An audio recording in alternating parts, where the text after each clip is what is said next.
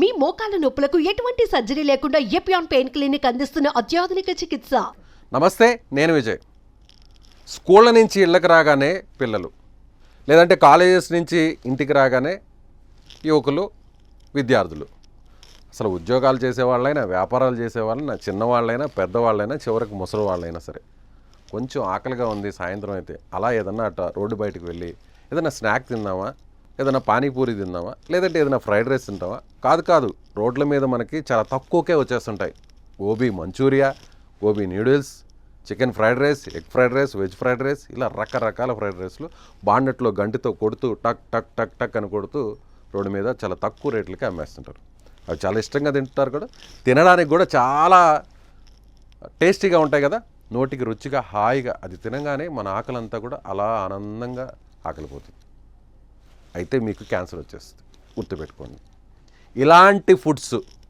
ఇలాంటి ఫుడ్స్ తినేవారు కలర్ని యాడ్ చేసి, టేస్టింగ్ సాల్ట్స్ని యాడ్ చేసి బాగా టేస్టీగా ఉన్నాయరా అనుకుంటూ హాయిగా లొట్టలేసుకొని తింటుంటారు కదా, వాళ్ళకి క్యాన్సర్ వచ్చే ప్రమాదం ఉంది. లేటెస్ట్గా వచ్చినటువంటి కొన్ని అధ్యయనాలు ఈ విషయాన్ని చెబుతున్నాయి. రోడ్డు పక్కన ఉన్నటువంటి చాలా ఫుడ్, గోబీ మంచూరియా 50 రూపాయలకి ఇచ్చేవాళ్ళు ఉంటారు, 100 రూపాయలకి ఇచ్చేవాళ్ళు ఉంటారు, కొన్ని రెస్టారెంట్లో 200, 300 కూడా అమ్ముతుంటారు. అది ఎవరైనా ఇక్కడ ఇంత రెడ్గా మనకి గోబీ మంచూరియా రావాలంటే ఖచ్చితంగా కొన్ని ప్రిజర్వేటివ్స్ వాడుతారు, కలర్స్ వాడతారు, ఫుడ్ కలర్స్ వాడతారు. అందులో కొన్ని కెమికల్స్ యాడ్ అవుతున్నాయి, కొన్ని బ్యాక్టీరియాస్ అందులో ఫామ్ అవుతున్నాయి. వీటి వల్ల మన ఆరోగ్యానికి ప్రమాదకరం. ఎలాంటి ప్రమాదకరం అంటే చిన్న పిల్లలకు చాలా దారుణమైనటువంటి నష్టాన్ని ఇవి తీసుకువస్తాయి ఆరోగ్యానికి. సో జనరల్గా మనం ఇంట్లో చేసుకునేటువంటి గోబీ ఈ కలర్లో రాదు. ఈ కలర్లో వచ్చిందంటే ఖచ్చితంగా అందులో కొన్ని కార్న్ఫ్లవర్ను వాడతాము, కలర్ వాడతాము, తర్వాత కొన్ని కెమికల్స్ని వాడతాము, సాస్ను వాడతాము. ఇవన్నీ కూడా ఏంటంటే రెడీమేడ్ ఫుడ్లో ఉండేదంతా కూడా, అప్పటికప్పుడు తయారు చేసే ఫుడ్ అంతా కూడా, ఫాస్ట్గా తయారు చేసే ఫాస్ట్ ఫుడ్లో అంతా కూడా ఇలాంటి రసాయనాలు ఉంటున్నాయి అనేటువంటి విషయాన్ని గుర్తించారు. మన పొరుగున ఉన్నటువంటి తమిళనాడు, కర్ణాటకలో పానీపూరి వీటిని బ్యాన్ చేసే స్థాయికి వెళ్ళారంటే దాంట్లో ప్రమాదకరమైనటువంటి హానికర బ్యాక్టీరియాస్, కొన్ని రసాయనాల సంబంధించిన నమూనాలు బయటపడ్డాయనేటువంటి విషయాన్ని రీసెంట్గా కొన్ని సంస్థలు తెలిపాయి. ఇందులో ఎలాంటివి ఉంటున్నాయంటే, ఈ ఫ్రైడ్ రైస్ కూడా చూస్తే అప్పటికప్పుడు చేస్తారు. ఫ్రైడ్ రైస్ను కూడా అప్పటికప్పుడు రైస్ని సగం బాయిల్ చేసి పెట్టుంటారు, కొన్ని వెజిటేబుల్స్ కట్ చేస్తారు, చికెన్ కూడా కొంత బాయిల్ చేసి పెట్టి కలర్ యాడ్ చేస్తుంటారు, రకరకాల సాసుల్ని అందులో యాడ్ చేస్తారు. ఇవన్నీ కూడా స్టోరేజ్ ఫుడ్గా ఉండడం కోసం వీటన్నిటిని కూడా కొన్ని కెమికల్స్తో వీటిని మిక్స్ చేస్తారు. కాబట్టి అంత టేస్టీగా ఉంటాయి, కాబట్టి అంత స్టోరేజ్ చేసుకోవడానికి కూడా ఇందులో వెసులుబాటు ఉంటాయి. దీంట్లో ఎలాంటి ప్రమాదకరమైనటువంటి హానికర రసాయనాలు ఉన్నాయనేటువంటి విషయాన్ని ఒకసారి మనం చూస్తే, ఈ కోలి అనేటువంటి, తర్వాత క్లెప్సియెల్లా, ఆ తర్వాత సుడోమోనాస్, ఆ తర్వాత క్యాండిడస్, ఇంకోటి ఎంటిరో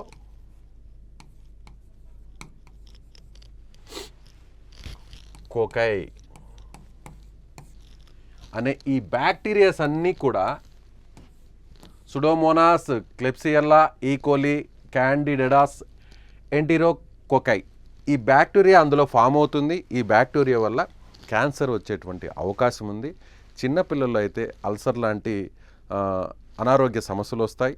అదేవిధంగా లివర్ కూడా దెబ్బతినే అవకాశం ఉంది అనేటువంటి విషయాన్ని చెప్తున్నారు. గ్యాస్ట్రో ప్రాబ్లమ్స్ కూడా పెద్దవాళ్ళకి వచ్చేటువంటి అవకాశం ఉందనే విషయాన్ని రీసెంట్గా కొన్ని అధ్యయనాలు అయితే చెప్తున్నాయి. కాబట్టి పూర్తిగా మానేయడం కష్టం. ఇప్పటికిప్పుడు ఒక రోజులో మానేయాలంటే చిన్నప్పటి నుంచి అలవాటైనటువంటి ఆ ప్రాణం, ఆ నాలుగుకు, ఆ రుచికి అలవాటు పడిపోయినటువంటి నాలుగు ఒక్కసారిగా ఆపేయాలంటే కష్టం. నెలలో ఒక 10 సార్లు తింటున్నారు, 2 సార్లకు వచ్చేయండి. ఆ తర్వాత క్రమేపీ తగ్గించండి. ఇంట్లో తయారు చేసుకునేటువంటి ఫుడ్కే ప్రాధాన్యతనివ్వండి. లేదంటే ఒక హైజీనిక్గా ఉండేటువంటి ఇలాంటి ఫుడ్ కలర్స్ని, సాసుల్ని ఇలాంటి యాడ్ చేయనటువంటి కొన్ని రెస్టారెంట్స్ ఉన్నాయి, అక్కడికి వెళ్ళండి. మీకు తెలిసిన హోటల్ వాళ్ళైతే, లేదంటే ఫాస్ట్ ఫుడ్ సెంటర్స్ అయినా కూడా మీ పిల్లలకు తినిపిస్తున్నప్పుడు అక్కడికి వెళ్ళి ఆ తయారు చేసేటువంటి వంట మాస్టర్కో, చెఫ్కో మీరు ఏం చెప్తారంటే, ఇలాంటి కలర్స్ని కానీ హానికరమైనటువంటి టేస్టింగ్ సాల్ట్స్ లాంటివి యాడ్ చేయొద్దు అనేటువంటి విషయాన్ని మీరు చెప్పండి. లేదంటే మీరు ఇంట్లో తయారు చేసుకునేటువంటి ప్రయత్నం అయితే చేయండి. మ్యాక్సిమం తగ్గించండి.